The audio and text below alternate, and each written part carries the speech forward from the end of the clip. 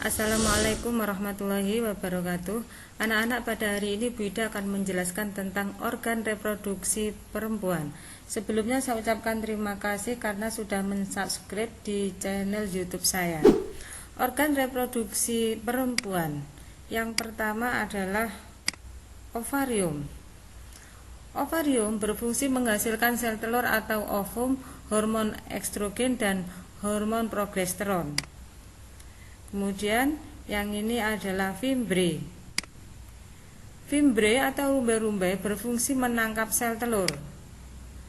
Sedangkan yang ini adalah infundibulum, yaitu ujung oviduk yang berbentuk corong. Ini adalah saluran telur, tuba falopi atau oviduk, sebagai tempat berlangsungnya pembuahan atau fertilisasi. Rahim atau uterus adalah tempat berkembangnya janin, di mana rahim atau uterus itu terdiri dari 3 lapisan. Lapisan yang pertama yaitu parametrium, merupakan lapisan paling luar dan yang berhubungan dengan rongga perut. Lapisan yang nomor 2 yaitu miometrium, merupakan lapisan yang berfungsi mendorong bayi keluar pada proses persalinan. Lapisan yang ketiga yaitu lapisan endometrium, merupakan lapisan dalam rahim tempat menempelnya sel telur yang sudah dibuahi. Selanjutnya adalah ini adalah serviks atau leher rahim, adalah bagian dasar uterus yang menghubungkan uterus dengan vagina. Ini menghubungkan uterus dengan vagina. Vagina berfungsi sebagai jalan keluar bayi ketika melahirkan. Selanjutnya adalah folikel. Apa itu folikel? Folikel merupakan struktur dalam ovarium di mana terjadi perkembangan ovum. Awalnya folikel ini kecil, semakin lama akan terus berkembang dan membesar seiring dengan perkembangan ovum di dalamnya. Ini adalah folikel primordial. Folikel primordial yaitu folikel dorman atau istirahat yang masih berukuran sangat kecil. Folikel primordial akan berkembang menjadi folikel primer. Selanjutnya folikel primer akan berkembang menjadi folikel sekunder, kemudian menjadi folikel de Graaff.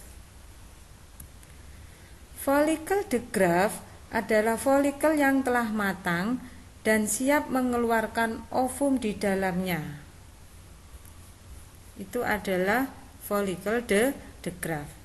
Setelah terjadi ovulasi, maka folikel de Graaff akan berubah menjadi korpus luteum atau badan kuning, yaitu folikel yang telah mengeluarkan ovum di dalamnya. Selanjutnya, korpus luteum akan menjadi korpus albikan atau badan putih. Adalah korpus luteum yang sudah tua, yang sudah tidak menghasilkan hormon lagi, atau menghasilkan hormon dalam jumlah yang sedikit. Sperma. Bagian-bagian sperma ini adalah akrosom, berfungsi menembus lapisan pelindung ovum. Ini adalah mitokondria, berfungsi sebagai penghasil energi untuk pergerakan sperma. Dan ini adalah ekor, berfungsi sebagai alat gerak. Selanjutnya adalah fertilisasi atau pembuahan, yaitu peleburan antara sel telur dengan sperma. Jadi ini adalah gambar terjadinya fertilisasi. Dari jutaan sel sperma yang masuk ke dalam saluran reproduksi perempuan, hanya 1 sel sperma yang dapat membuahi sel telur. Setelah salah satu sel sperma memasuki membran sel telur, maka secara langsung sel telur akan menyusun suatu lapisan yang tidak dapat dilewati oleh sperma. Tahap perkembangan embrio dalam rahim. Setelah terjadi fertilisasi, maka sel telur berupa oosit sekunder yang telah dibuahi akan membentuk sigot. Sigot akan membelah, akhirnya menjadi bola sel yang tidak berongga yang bentuknya seperti buah arbei yang disebut dengan morula.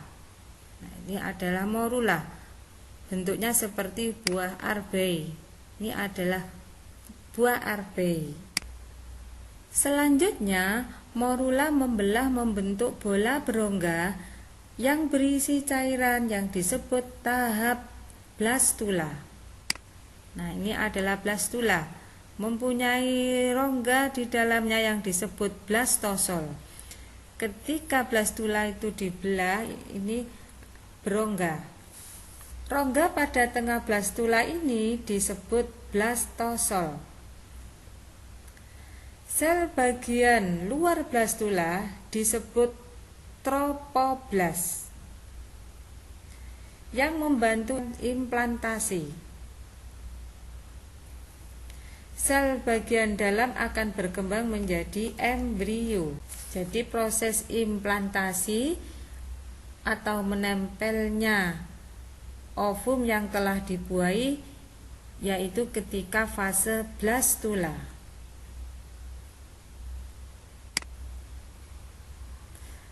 Selanjutnya, setelah tahap blastula yaitu gastrula. Ini adalah gastrulasi, yaitu proses terbentuknya gastrula yang ditandai dengan adanya pelekukan atau invaginasi. Lubang tempat pelekukan disebut blastopor yang kelak akan berkembang menjadi anus. Ini adalah blastopor yang kelak akan menjadi anus. Dan pada bagian ujung akan membuka, akan menjadi mulut. Ini akan menjadi mulut. Akhir daripada terbentuknya gastrula yaitu terbentuknya 3 lapisan, yaitu lapisan ektoderm yaitu lapisan luar, endoderm lapisan dalam, dan mesoderm lapisan tengah. Jadi gastrula terbentuk 3 lapisan. Selanjutnya adalah organogenesis, terbentuknya organ tubuh dari 3 lapisan, yaitu endodermis lapisan dalam menjadi saluran dan kelenjar pencernaan dan saluran pernafasan. Mesodermis lapisan tengah yang akan menjadi rangka, otot, sistem peredaran darah, sistem ekskresi, dan sistem reproduksi. Kemudian ektodermis lapisan luar menjadi epidermis, kulit, sistem saraf, indera, dan rambut. Setelah terjadi implantasi, yaitu menempelnya embrio di uterus, sekarang adalah embrio dalam rahim atau uterus. Ini adalah plasenta. Fungsi plasenta atau ari-ari adalah menyalurkan zat makanan dari induk ke embrio, mengalirkan zat sisa dari embrio ke dalam darah induknya, menyalurkan antibodi dari ibu ke janin. Selanjutnya, ini adalah umbilical cord atau tali pusar, yaitu menghubungkan plasenta dengan janin. Yang ini fungsi kantong amnion yang berisi cairan amnion atau air ketuban, yaitu melindungi janin dari tekanan, benturan, perubahan suhu yang drastis. Selanjutnya adalah hormon reproduksi pada perempuan. Yang pertama adalah FSH, follicle stimulating hormone, yang dihasilkan oleh hipofisis. Ini adalah kelenjar hipofisis atau pituitari yang terletak di bawah otak besar. Ini adalah yang menghasilkan FSH dan juga LH. Fungsinya apa? Fungsinya merangsang pembentukan follicle de Graaff dalam ovarium atau pemantangan ovum, memacu pembentukan estrogen. Fungsi estrogen yang dihasilkan folikel dan korpus luteum yaitu merangsang kelenjar hipofisis untuk memproduksi LH, menghambat produksi FSH, memacu pembentukan endometrium.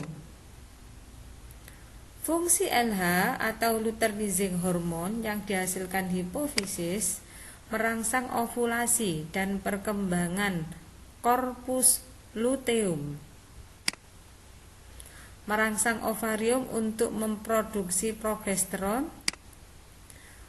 Fungsi progesteron yang dihasilkan korpus luteum dan dihasilkan plasenta adalah memacu pembentukan endometrium uterus hingga siap untuk implantasi embrio, menghambat produksi FSH oleh kelenjar hipofisis, menghambat produksi LH. Selanjutnya adalah siklus menstruasi. Menstruasi adalah meluruhnya endometrium.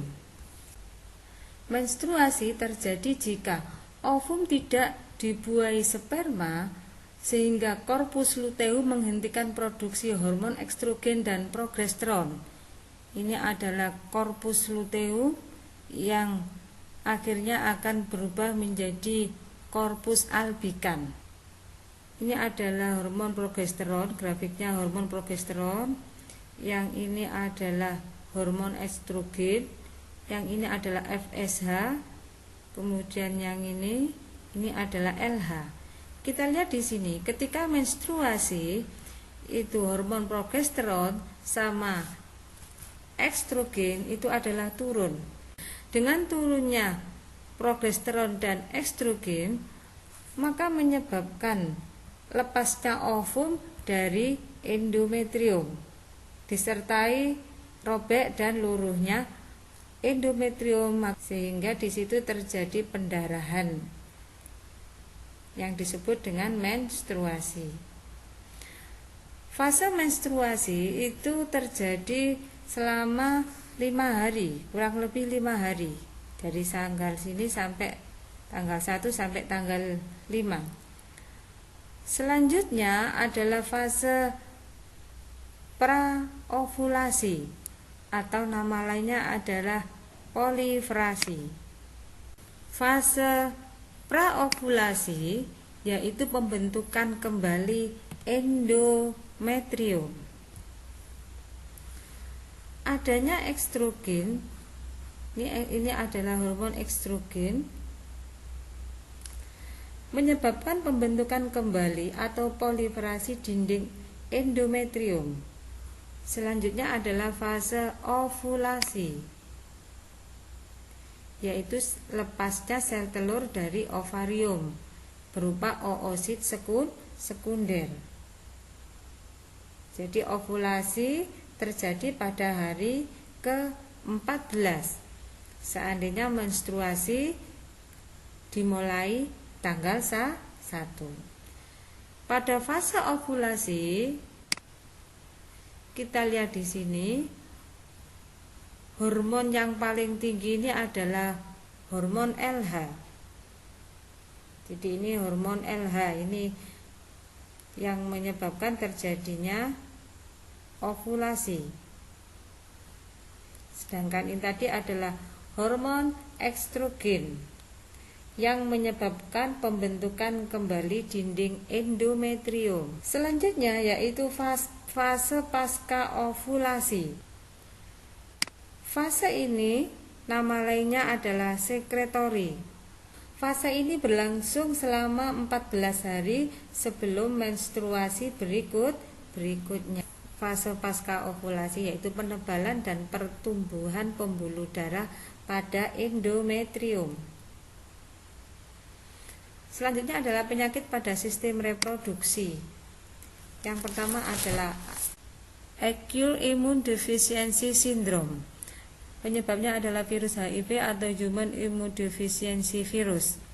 Gejala-gejalanya adalah kekebalan tubuh semakin menurun, berat badan menurun lebih dari 10% dalam waktu singkat, kelainan kulit dan iritasi atau gatal, demam tinggi berkepanjangan, sakit kepala terus-menerus, diare kronis, batuk dan sesak napas berkepanjangan, pembengkakan kelenjar getah bening di seluruh tubuh. Cara penularannya melalui hubungan seksual dengan penderita AIDS, melalui transfusi darah yang tercemar HIV, melalui jarum suntik yang tercemar HIV, dan melalui plasenta jika ibunya terserang AIDS. Selanjutnya adalah gonore atau GO, disebabkan oleh bakteri Neisseria gonorrhoeae.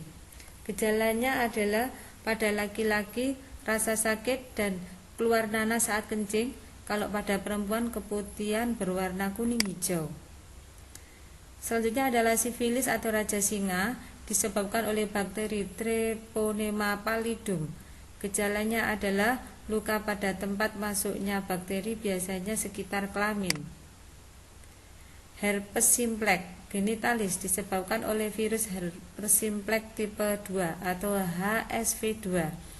Gejalanya adalah gatal-gatal, pedih dan kemerahan pada kulit di daerah kelamin, kemudian timbul lepuh kecil-kecil atau bintil-bintil kecil-kecil berisi cairan, selanjutnya lepuh menjadi pecah dan menimbulkan luka. Keputihan disebabkan oleh infeksi jamur Candida albicans, bakteri, virus, dan parasit. Gejalanya adalah terdapat cairan berwarna putih kekuningan atau putih keabu-abuan pada vagina, berbau tidak sedap, menyebabkan rasa gatal. Epididymitis disebabkan oleh infeksi atau terkena penyakit menular seksual. Gejalanya adalah rasa nyeri disertai pembengkakan pada salah satu testis. Sampai di sini saya akhiri. Wassalamualaikum warahmatullahi wabarakatuh.